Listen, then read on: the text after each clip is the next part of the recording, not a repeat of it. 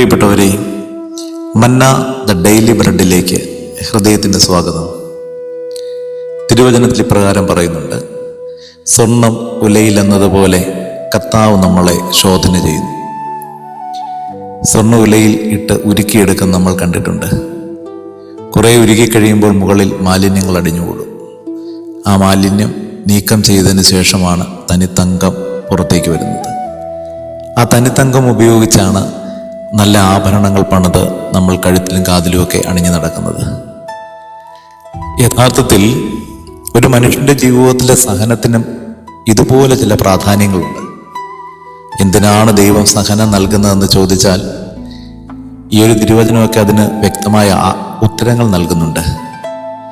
ഒരുവനിൽ അടിഞ്ഞുകൂടിയിരിക്കുന്ന മാലിന്യത്തിൻ്റെ കറ കറ്റിക്കളയാൻ വേണ്ടി ചിലപ്പോൾ ദൈവം തീച്ചൂളയിൽ എന്നപോലെ നമ്മളെ ഉരുക്കിയെന്ന് വരാം. പക്ഷെ അതിൻ്റെ അർത്ഥം ദൈവം നമ്മളെ എന്നേക്കുമായി കൈവിട്ടുവെന്നുമല്ല.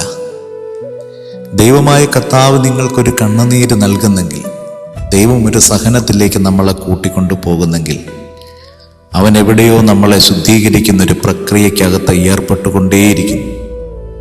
കൈവിടുവാൻ വേണ്ടിയല്ല, ആ ദൈവം നമ്മളെ സ്വന്തമാക്കുവാനുള്ള തീരുമാനത്തിന് പുറത്താണത്. പ്രിയപ്പെട്ടവരെ, മുറിഞ്ഞ് സ്നേഹിച്ചവന് ഒരുപക്ഷെ നമ്മുടെ ജീവിതത്തിൽ ചില മുറിവുകൾ നൽകി നമ്മളെ സ്വന്തമാക്കിയേക്കാം. പുല്ലാങ്കുഴലിനെ ഈണത്തിൽ പാടുന്ന വീണവാക്കി മാറ്റുന്നത് പോലെ ദൈവം അങ്ങിങ്ങ് ചില മുറിവുകൾ നമുക്ക് നൽകിയേക്കാം. ആ മുറിവുകളുടെ അർത്ഥം ദൈവം എന്നേക്കുമായിട്ട് നമ്മളെ കൈവിട്ടു എന്നല്ല, ദൈവം നമ്മളെ എവിടെയോ ചേർത്ത് പിടിച്ചു എന്നാണ് അതിൻ്റെ അർത്ഥം. എപ്പോഴും നിങ്ങൾ വിശ്വസിക്കണം, നിങ്ങളുടെ ജീവിതത്തിൻ്റെ ഏതെങ്കിലും ഒരു വഴിത്താരയിൽ ദൈവമായ കർത്താവ് 1000 മെഴുകുതിരിയുടെ വെട്ടത്തിൽ ജെറുസലേമിൻ്റെ വീഥികളിൽ എവിടെയെങ്കിലും ദൈവം നിന്നെ കാത്തു നിൽക്കുന്നുണ്ടാവും. അതുകൊണ്ട് കണ്ണുനീര് ജീവിതത്തിൻ്റെ അവസാനത്തെ വാക്കല്ല, ദൈവം ചേർത്ത് പിടിക്കുന്ന അനുഭവമാണ്. അനുഗ്രഹിക്കട്ടെ.